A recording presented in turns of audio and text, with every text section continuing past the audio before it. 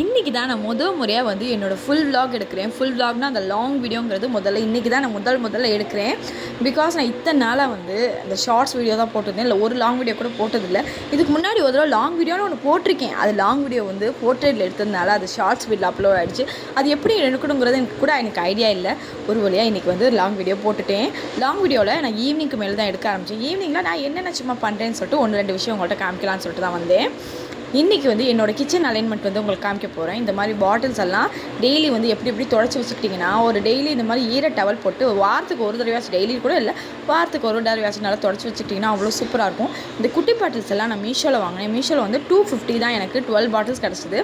இந்த நடுவில் உள்ள பாட்டில் வந்து 6 பீஸ் வந்து 200க்கு கிடச்சிது. அந்த மேலே உள்ள கடைசியில் உள்ள 6 பாட்டில்ஸ் வந்து 400க்கு வந்து நான் வாங்கினேன் மீஷோவில். இந்த லுக் எப்படி இருக்குன்னு சொல்லிட்டு கமெண்ட் பாக்ஸில் பின் பண்ணுங்கள். அதே மாதிரி இந்த மாதிரி ஃப்ரிட்ஜை எல்லாத்தையுமே வந்து அப்பப்போ நீங்கள் டஸ்ட் பண்ணி வச்சிட்டிங்கன்னா உங்களுக்கு வந்து ஒரு நாளைக்கு அதுக்குன்னு மெனக்கட்டு உங்களுக்கு செய்ய வேண்டிய அவசியமே இருக்காது. இதே மாதிரி இந்த கேஸ் ஸ்டவ்ஸ் எல்லாம் வந்து நான் டெய்லி இந்த மாதிரி சோப்பு போட்டு வாஷ் பண்ணிடுவேன்.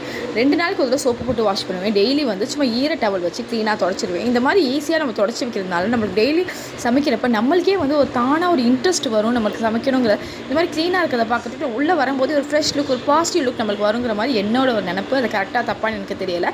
இப்போ வந்து எனக்குள்ளே ஒரு அந்த வைப் வந்து சூப்பராக இருக்குது இதை பார்க்கறதுக்கு கூட்டி.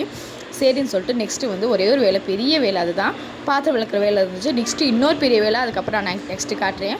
எல்லாத்தையும் பாத்திரத்தெல்லாம் விளக்கி முடிச்சுட்டு இந்த கடாயை மட்டும் இங்கே வச்சுட்டேன். இந்த கடாய் என்னோட ஆல் டைம் ஃபேவரட் கடாயினே சொல்லலாம். கடாய்னா என்ன பேன்னு சொல்லலாம். இது வந்து இண்டாலியம்னால எங்கள் மாமியார் தந்தாங்க. ஆனால் சூப்பராக இருக்கும். இது அடி பிடிக்காமல் அவ்வளோ சூப்பராக இருக்கும். இந்த வேலையை முடிச்சுட்டு கடைசியில் என்னோடய 2வது பெரிய வேலை இந்த மாதிரி துணி மடிக்கிறது தான். துணி துவைக்கிறது கூட பெரிய வேலையாக எனக்கு தெரியல. ஏன்னா அது வாஷிங் மிஷின் துவைச்சிருது. ஆனால் துணி மடிக்கிறது பெரிய போர்க்களம் மாதிரி இருக்குது. அது மட்டும் இல்லை, இங்கே பாருங்கள், அடுத்த ஷிஃப்ட்டே போட்டேன், கடைசியில் துணியாக மடிக்கலை. இது எல்லாத்தையும் மடித்து எல்லாத்தையும் அது இடத்துல அரேஞ்ச் பண்ணி வைக்கிறது ரொம்ப பெரிய வேலையாக இருக்குது. ஈவினிங்க்கு மேலே என் பையனுக்கு பசி வந்துடுச்சு. நான் இந்த அவல் தான் கொடுப்பேன். அவலை வந்து நல்லா ட்ரை ரோஸ்ட் பண்ணி, அவல் பொட்டுக்கல்ல ஏதாச்சும் நட்ஸ் எல்லாத்தையும் ட்ரை ரோஸ்ட் பண்ணி பவுட்ரு பண்ணி வச்சுக்குவேன். சர்க்கரையும் போட்டு பவுட்ரு பண்ணி வச்சுக்குவேன். நம்மளுக்கு எப்போ தேவைப்படுதோ ஒரு 2 ஸ்பூன் போட்டு நல்லா சூடான மில்கை போட்டு கலந்திங்கன்னா சூப்பரான இன்ஸ்டன்ட் செர்லாக் மாதிரி உங்களுக்கு கிடச்சிரும். இது ட்ராவல் ஃப்ரெண்ட்லியாகவும் இருக்கும், உங்களுக்கு எடுத்துகிட்டு போக ரொம்ப ஈஸியாகவும் இருக்கும், நல்லா ஹெல்த்தியுமே கூட.